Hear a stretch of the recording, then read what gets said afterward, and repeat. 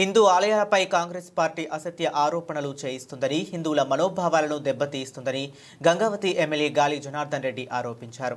Congress MP Sasikanth Senthil తెర వెనుక ఉండి యూట్యూబర్ల చేత ధర్మస్థల మంజునాథ ఆలయంలో హత్యలు జరిగాయని అసత్య ఆరోపణలు చేయించారని ఆయన తీవ్ర విమర్శలు చేశారు.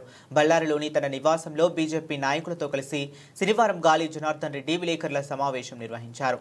ఎంపీ శశికాంత్ సెంథిల్తో పాటు కాంగ్రెస్ అగ్రనేత రాహుల్ గాంధీ కూడా తెర వెనుక ఉన్నారని ఆరోపించారు.